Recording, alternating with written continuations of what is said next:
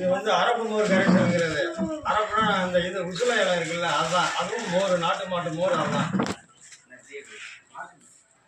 இந்த இலையை வந்து எடுத்து நல்லா வந்து விசில் அடிச்சுட்டு அதோட வந்து நாட்டு மாடு மோர் வந்து கலக்கிறாங்க.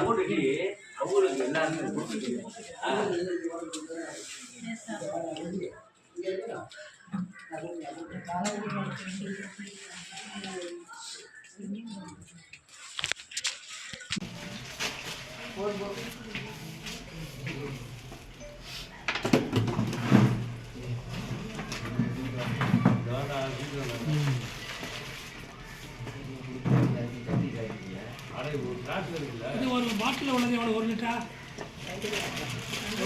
தானே இருக்கு. 1 லிட்டர், 1 லிட்டர், 2 லிட்டர் ஊற்றிருக்காங்க. 2 லிட்டர் 2 லிட்டர். அது 2 லிட்டர். இதோட ஆயுள் காலம் வந்து 6 மாதம். இன்னைய தேதியிலேருந்து 6 மாதம். 1 வாரம் கழித்து பயன்படுத்திக்கலாம். 1 வாரத்துக்கு இடையில் பயன்படுத்தினீங்கன்னா இதோட முழு பயனும் கிடைக்காது. இது வந்து பயிர் வளர்ச்சி ஊக்கி.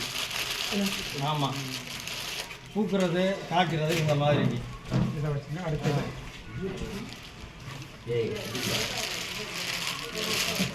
அடுத்தது இந்த தேமூர் கரைசல்ங்கிறது மேடம்.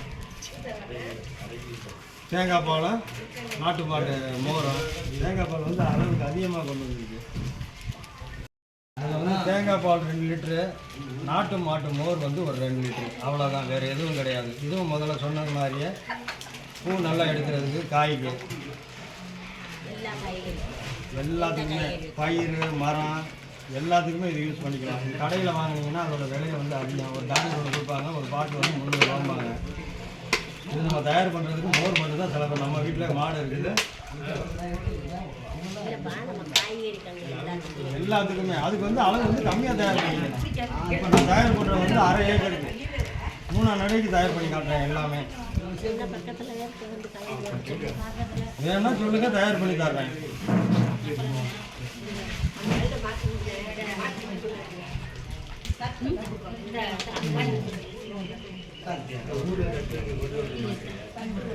இது வந்து 1 வாரம் யூஸ் பண்ணிக்கலாம்.